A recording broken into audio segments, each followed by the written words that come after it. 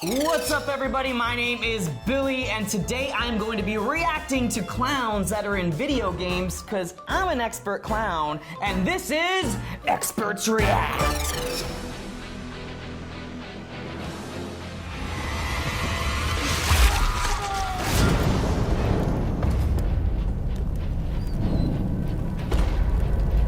A sweet stench lingered in the hall.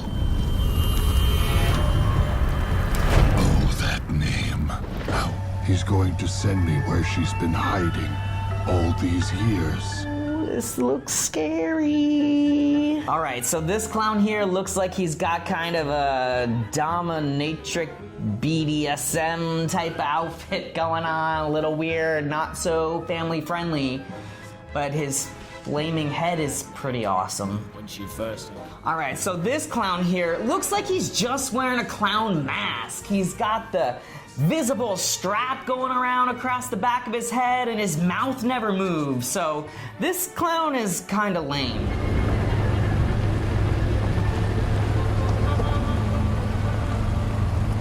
The inside of the clown car can get a little bit weird. It is a trade secret though, so I'm not going to reveal that. But as I'm sure you can imagine, it gets rather funny. I probably shouldn't tell you this, but the key to fitting into a clown car is to have a big car. Sweet Tooth's ice cream truck is not a typical clown car because it's rather big, if I do say so myself. A typical clown car is usually much smaller, so that way it gives the illusion when clowns keep piling out that you're wondering, how do they all fit in there?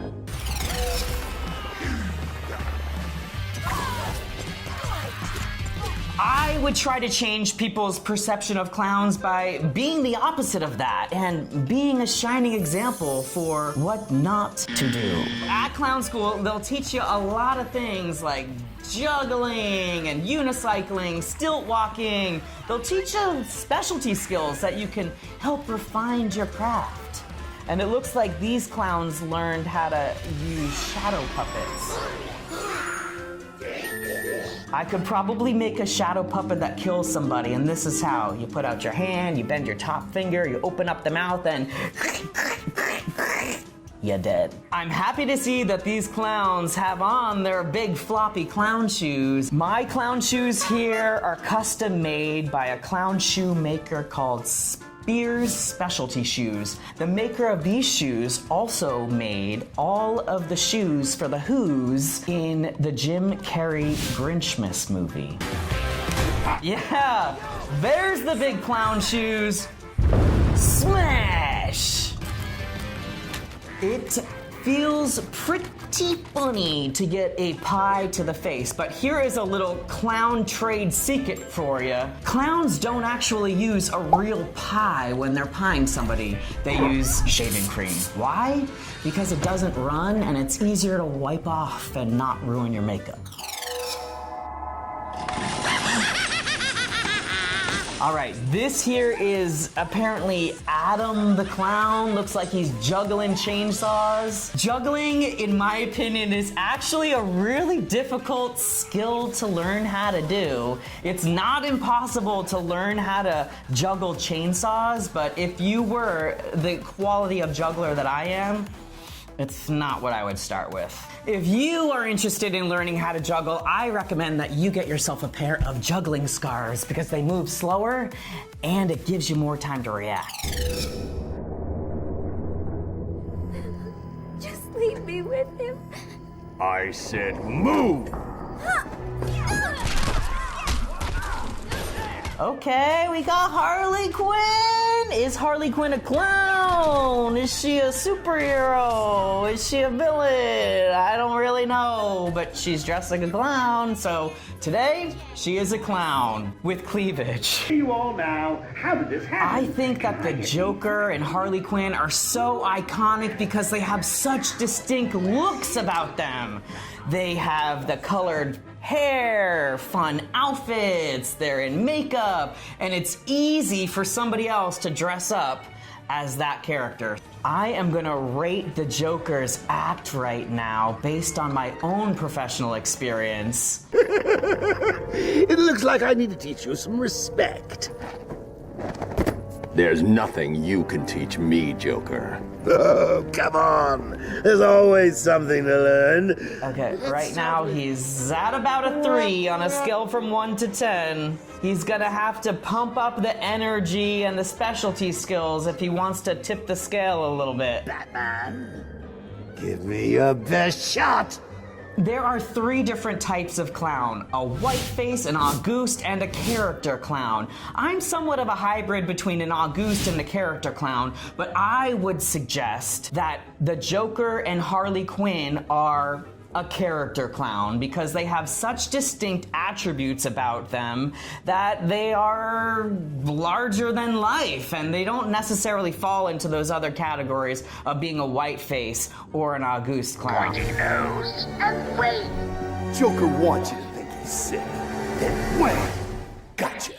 You fell for the old fake Joker gang. Encore. More. Bravo.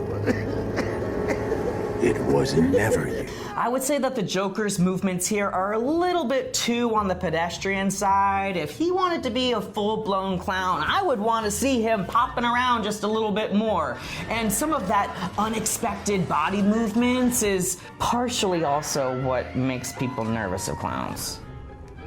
The way you move. All right, here's my girl, Harley Quinn. Love her clown outfit. Some clowns that you might not know about are clowns that might not typically look like a clown. Some of my favorite clowns that fall into that category are some comedic performers like Jim Carrey, Bill Irwin, Amy Poehler, RuPaul, Miss Piggy. The list is long. A clown that inspired me as a kid was named Tammy Parrish. She was a Ringling Brothers and Barnum and Bailey clown and was on all of their merchandise. She had a big jumbo bow and stars on her cheeks. Fight!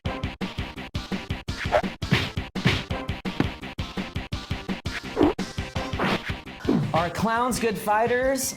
Let's find out. I think the unpredictability of a clown would make a clown a good fighter because you never know what to expect. I really like the bright colors that this clown is wearing. He really makes the eyes pop and stand out on the screen, but his contrasting shirt with the pants that he's wearing is just chef's kiss in the wardrobe department.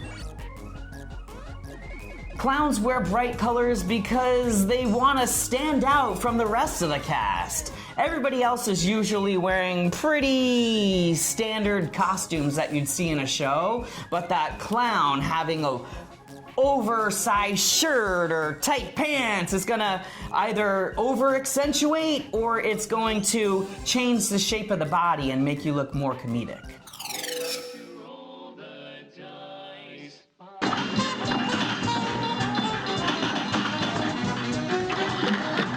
So it looks like the clowns here are in somewhat of a circus or a carnival setting. I used to be in the circus, and I started off as a gymnast, and that evolved into learning how to do slaps, trips, and falls, and it really lent itself well to being a clown in the circus.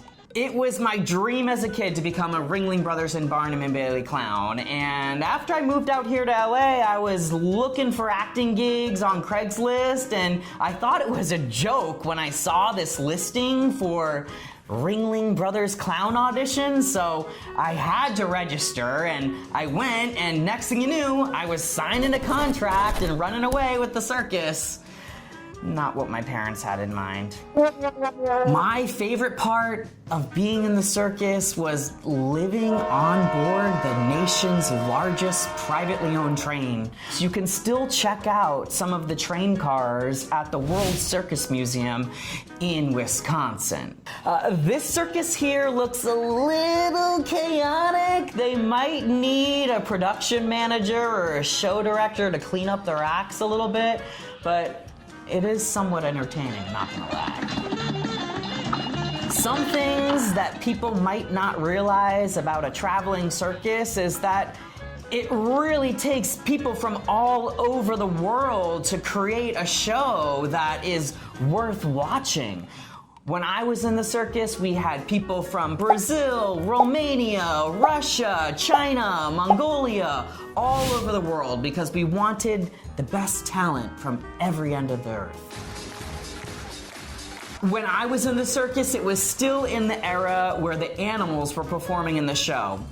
A really cool benefit of that was people from all over the US got to see these exotic animals that they never would have ever been able to experience in their entire life. And to get to see them do such amazing tricks too was pretty awesome.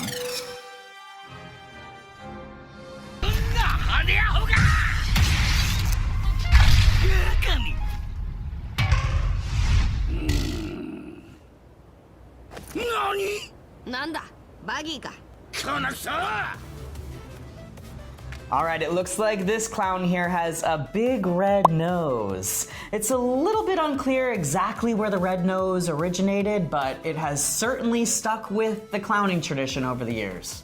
Here comes the Clown Prince of WWE. The following is scheduled for one fall. Oh no, Corey, you lied to me! I think Dwight's pretty twisted. He likes to make kids cry. Flicked on his opponent.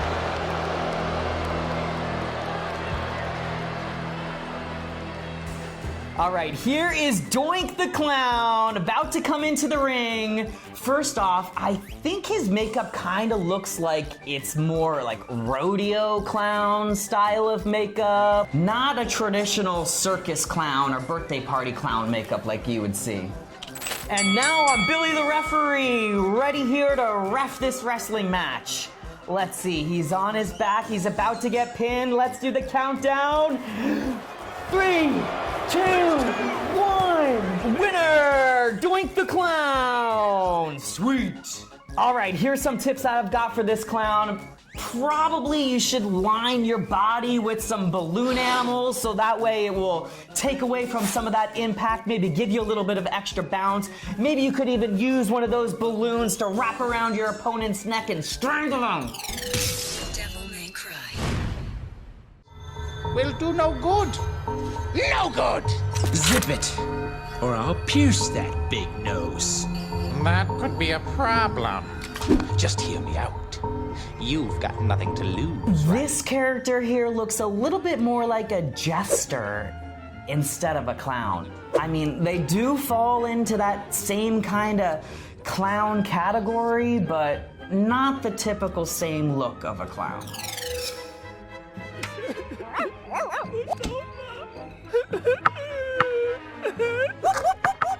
The everyday life of the clown is not all balloon animals and cotton candy. It's actually a lot of work. It takes constantly practicing and refining your skills and practicing your makeup and your costuming and finding what works and what doesn't work and getting it in front of an audience. And some of these clowns over here who are performing to sleeping people, not the best audience choice.